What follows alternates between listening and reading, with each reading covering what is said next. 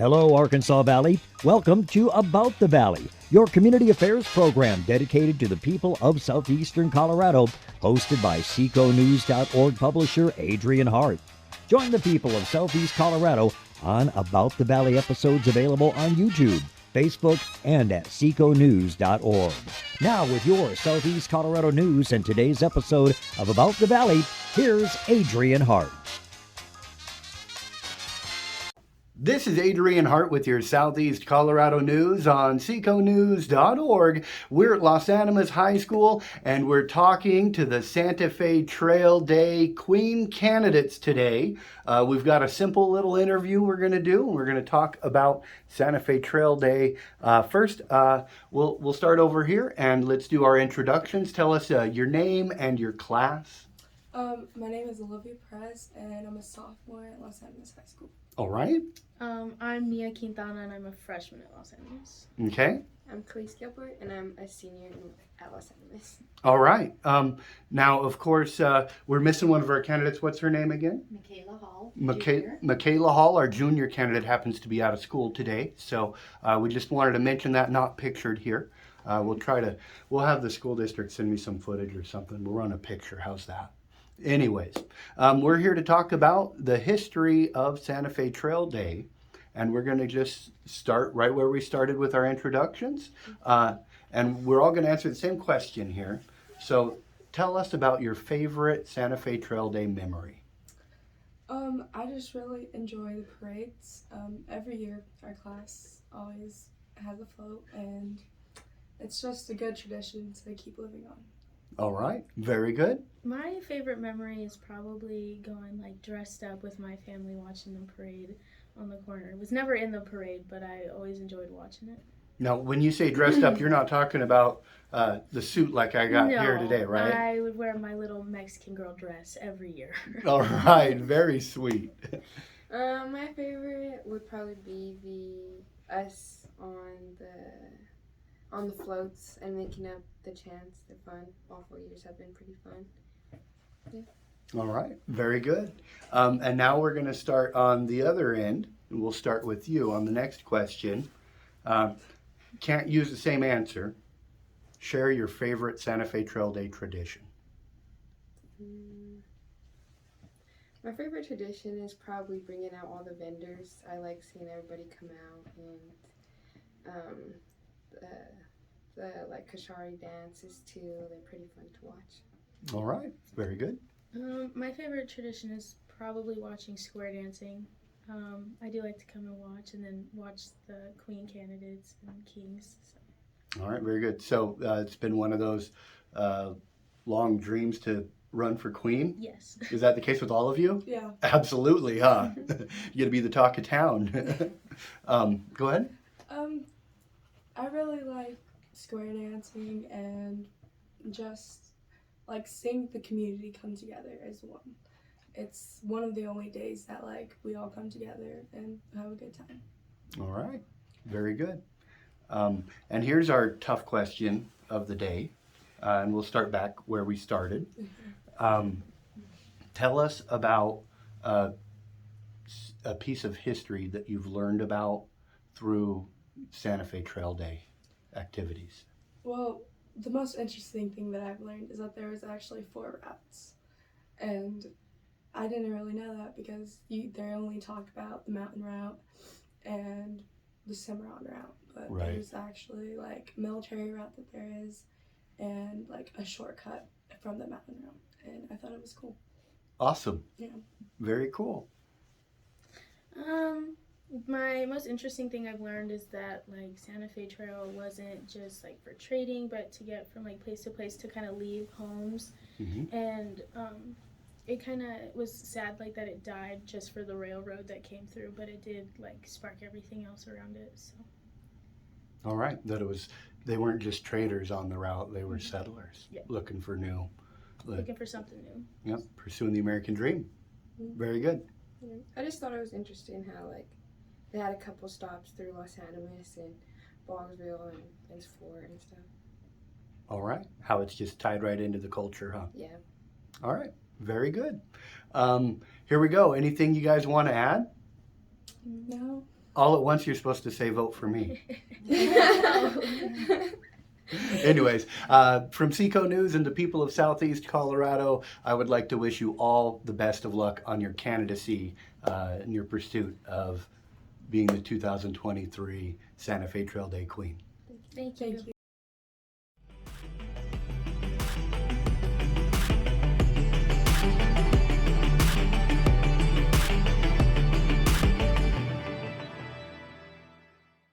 This is Adrian Hart with your Southeast Colorado News on seconews.org. We're here in Lamar, Colorado, where the Bowens have invited us into their home to do this interview and talk about their new book. Of course, talking about the Lost Sand Creek site. Chuck Bowen and Mike Bowen co-authoring it. Good morning, Mike. How we doing? I'm doing well. Thanks for having us, Adrian. Yeah, man. Well, thanks for having us. You guys can't see it off camera, but I've got my coffee's already leaving a ring on their nice desk here. But beautiful layout. Tell us about your upcoming event. So we're going to be presenting this Saturday, April 29th at 2 p.m. at Otero Museum in La Junta. And so for those that aren't familiar with where that is at, that's at 3rd and Anderson in La Junta. We'd love to have you come and join us. The presentation itself is free. We'll also be doing a book signing, so we will have books available to purchase. And so we invite you to come visit with us, buy a book, get it signed for no extra charge, learn about some of the artifacts that my dad and my mom found that show where the Sand Creek site actually happened. We'll be presenting on the topic, how did the Sand Creek site become lost? Because the title of our book is how we found it. So I think in understanding how it was found, obviously, at some point the site had to become lost. Right. So we'll be discussing how that site did indeed become lost and the steps that it took to research and to find out that it indeed was not at the right spot and what they did to find all these artifacts. Now, your guys' family ranch is adjacent to the National Historic Site. Yeah, so the family ranch starts, it's just right there next to the National Park Service site. And honestly, everything that was found is starting about 2.5 miles up the creek from that monument, moving up the creek several miles. Oh, wow. This was not in a condensed area. This was scattered, actually. And village artifacts and then battle artifacts, and mostly in other places.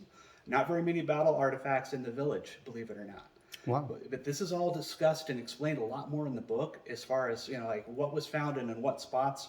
Book is full of maps, over 100 pictures of artifacts. Wow. And those photos, it's not just necessarily one photo as one artifact. Some of those photos are like a case, like what you see on the desk here. So you have multiple artifacts in one photo. So they found over 4,000 artifacts. Wow. And we're going to be talking a lot about more on that Saturday at the presentation. You guys going to have some artifacts on display at Yes, the we museum? will. There will be a sampling of artifacts there. And in fact, there's these two pieces here. And I'm not going to go into detail. We're gonna save some of the surprise for the show, right? So we're going to explain what the significance of what these pieces are, how they were found. Come to the program Saturday to learn about these two pieces, because these two pieces right here are so significant, they can only be from the Sand Creek event. They can't be from anything else. Oh, wow. So come Saturday, learn about these pieces. We'll explain how they were found, and there's a really cool story behind that. So we would love to have you. All right. Join Chuck and Mike Bowen as they get an autographed copy of the book too, right? Yes, absolutely. Make sure you get your book signed. That doesn't cost anything extra to get the book signed. And we do have books available. So if you haven't bought one online, come get one in person. We'll have them available. And of course, if you can't make it to the event, we've got the link on seconews.org where you guys can click that link and go right to the purchase point. Absolutely. Yep. Check out those links. Check out our website and our Facebook page, please. Give us a follow on Facebook and learn about, because we do post things on Facebook and our website. We have a blog where we post behind the scenes things that didn't make the book. Yep. And you can sign up for that subscriber list, if you will, on the email. Absolutely. And get the updates on when you guys post those blog updates, just like I do. Absolutely. So yes, we'll have our email. You can give us an email. We can add you to our list. You can get blog updates and stay informed on what we're posting behind the scenes with the book. Yep. It's very cool to see the history investigation happening local. Can you give us a little bit of your background, Mike? Well, my background is as a writer. And so that's where I came in, is to help my dad tell his story. I have experience working actually at the newspaper here in town, several years writing and as an editor. So I was able to put that experience to work and help him author this book and tell their story. My dad, you know, he grew up on that part of Sand Creek. That's his unique advantage. We don't have a dog in this fight, so to speak. The only connection to Sand Creek is that he grew up there. And so he'd always had an interest in it. And in fact, he gave his first tour of Sand Creek, what was at the traditional site in 1970 when he was in high school. Wow. But little did he know at the time, he wasn't at the spot where he would find all the action. But fast forward, you know, he's a rancher. He's leasing land from his parents. And in the early 1990s, he was contacted by an archaeologist that believed that the monument at the traditional site was marking the wrong spot. Wow. And actually believed it was a different spot and possibly on the Bowen Ranch. And so that's the connection. He was contacted by an archaeologist that said, hey, I think it might have actually happened on your place. They did some searching at the spot they looked at. They didn't really find what they were looking for. But we explain that all more in the book. And over time, my mom and dad, they decided to formulate a plan. They researched historical documents. They read eyewitness accounts. And they decided that let's go find it. All right. And that happened in 1995. And yeah. You guys been pulling artifacts out of the ground since, huh? Yeah. And so, yes, sir. So a lot of artifacts they found. And the sobering thing for me is I've gone out a lot over the years, and I've probably helped find maybe less than 5% of his collection. Right. He stopped counting in the early 2000s, and it was over 4,000 pieces. Wow. At that point. So again, we hope you come, check out our program, pick up our book, and read about this discovery, because as a journalist, I think it would not be wise of me to sit on this information. Right. That's what journalism is about, is this story needs to be told so people can make up their own mind. Exactly. So. Yep. Thank you for reminding our community that today is history. And here's your opportunity to learn about our local regional history directly from the source, if you will. And check out these artifacts available on display at the Otero Museum coming up Saturday with the book signing. And could you maybe hold up another piece or two? What surprised me was the arrowheads are actually made out of metal. These are metal arrowheads. Right. And what a lot of people may not know is that by the 1860s, the time of Sand Creek, they actually were using metal point arrowheads. And the Indians they'd trade for them, or they would make them out of like the water barrel hoops. Right. And they would make metal arrowheads. And he's found hundreds, lots and lots of metal arrowheads. So at that point, they were no longer using the stone, but they were using metal. Wow. The technology had progressed. Yeah. Yeah, they had kind of innovated that a bit by the 1860s. So yeah. Absolutely. Awesome. So lots of different kernels of knowledge concerning our regional history here. Yes, absolutely. They've discovered thousands of pieces, arrowheads, bullets, shell fragments, kettle fragments, a lot of village artifacts, knives. Just spurs, buckles. Yeah. They've found military buttons. Yep. Well, you can find out about the history right here on the We Found the Lost Sand Creek Site book by Chuck and Mike Bowen. Anything you want to add, Mike? Nope, just another reminder, 2 p.m. Saturday, Otero Museum. We hope to see you there. Awesome. Go get your copy signed. All right. For Mike and Chuck Bowen and the people of Southeast Colorado, I'm Adrian Hart with your Southeast Colorado News.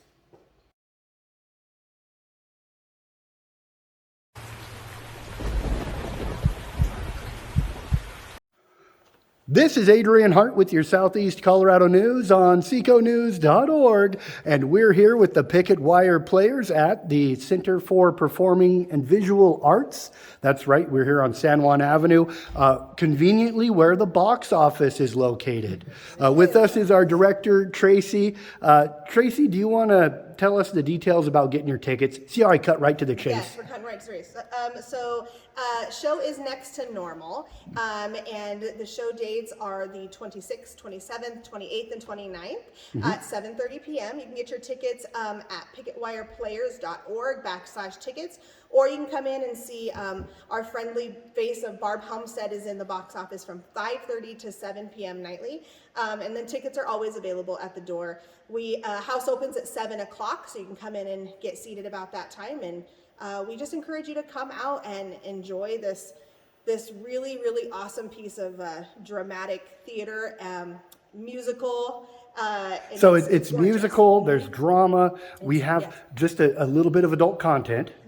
Just a little bit of language, and so we wanted to put it out there, you know. Nothing you guys aren't watching on Netflix. Nope, nothing you're not watching on the TV when you turn it on. Definitely more tame, I'd say. Definitely more tame. That's always good to say it. It's PG-13.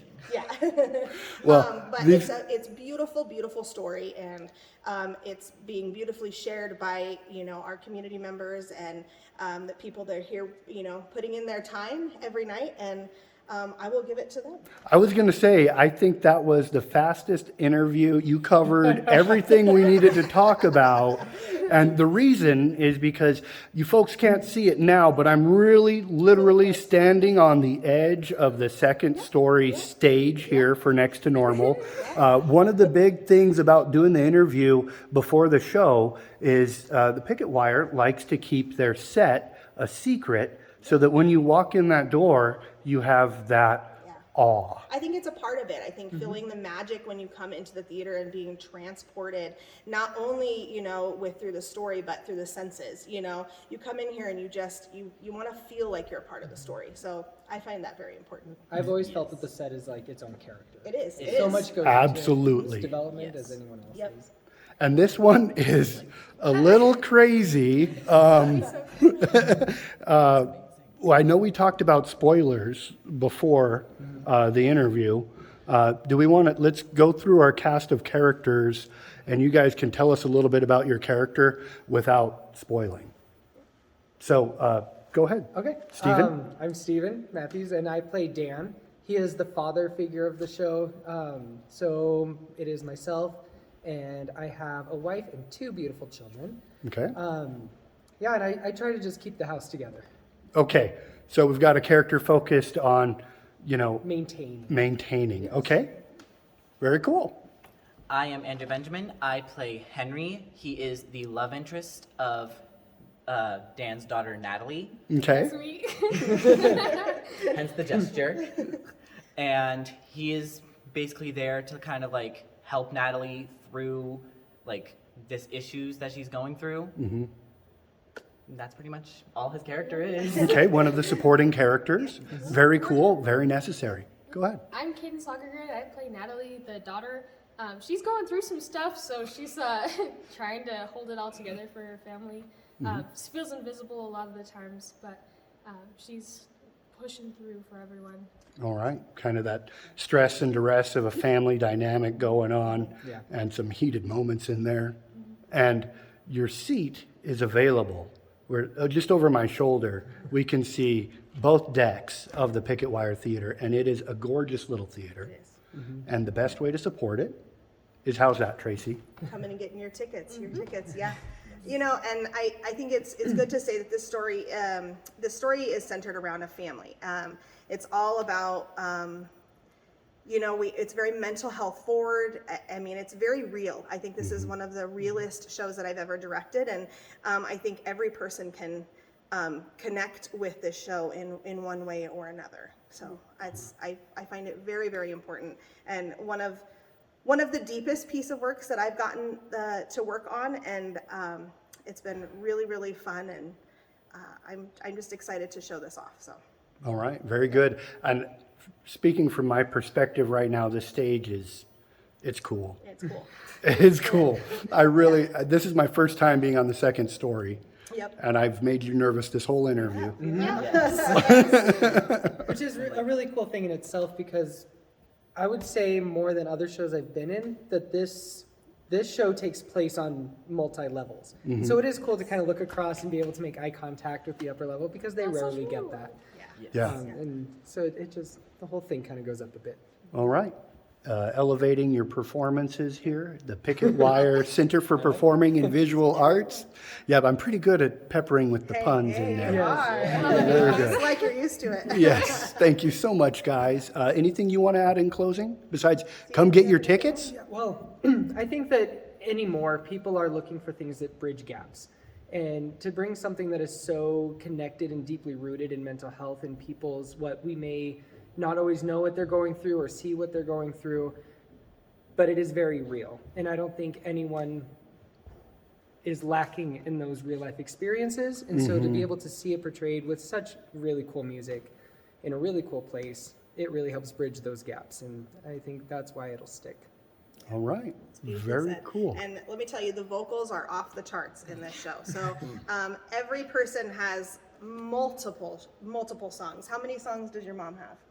She's in 24 out of 37. 24 out of 37 numbers. So it is Wow. it is vocally taxing on them. I mean, they are singing from the minute we start to the minute we close. And the music is so cool. I mean, it's so very different. There's so many different feels to the music. It's very pop. It's got energy. It's got, these really dramatic, sad songs and happy songs and almost like a hoedown song. And, it's so cool because it covers everything. Yeah. It's really Yeah, cool. the whole Really spectrum. All the genres Yeah. of music. Yeah. All right. Very cool. So don't miss it this week at the Picketwire Center for Performing and Visual Arts. Next to normal. There we go. For the Picketwire Players and the people of Southeast Colorado, from the Picketwire Theater, I'm Adrian Hart with your Southeast Colorado News.